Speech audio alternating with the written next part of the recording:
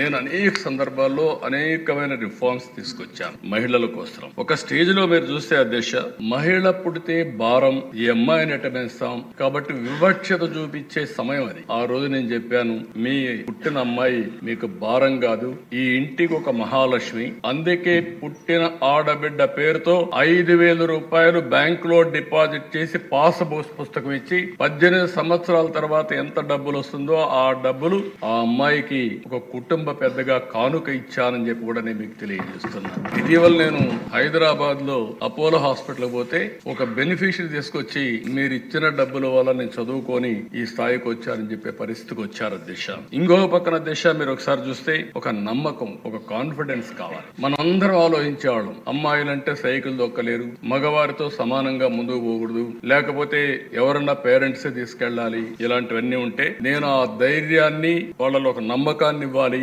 మగ పిల్లలు ఆడపిల్లలు తేడా లేదు, అవసరమైతే ఆడపిల్లలే దూసుకుపోతారనే నమ్మకాన్ని ఇవ్వడానికి 8, 9, 10వ తరగతి స్టూడెంట్స్ అందరికీ, ఆడపిల్లలందరికీ సైకిళ్లు కొనిచ్చాను అధ్యక్ష. సైకిళ్లు కొనిస్తే తల్లిదండ్రులు చదువుకోవద్దన్నా మాకు సైకిల్ ఉంది, మేము వెళతామని వచ్చి చదువుకున్న సందర్భం అధ్యక్ష.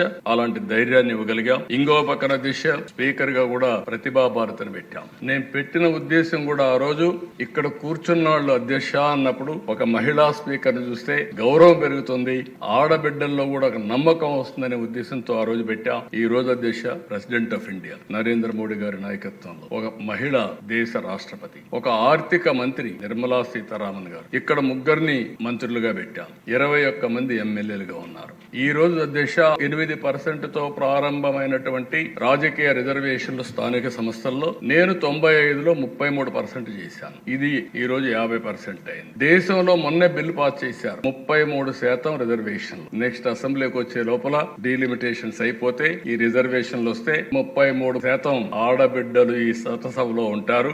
70-75 మంది ఆ రిజర్వేషన్ ప్రకారం 1/3 ఉంటారు. మంత్రులు కూడా 1/3 ఉంటారు. ఇది శుభ పరిణామం అని చెప్పి కూడా నేను మీకు తెలియజేస్తున్నా. ఏదైతే నేను చెప్పానో రాజకీయంగా, ఆర్థికంగా ఈ రెండు పైకి వస్తే సామాజికంగా ముందుకు పోయే పరిస్థితి వస్తుంది. అది జరుగుతుంది.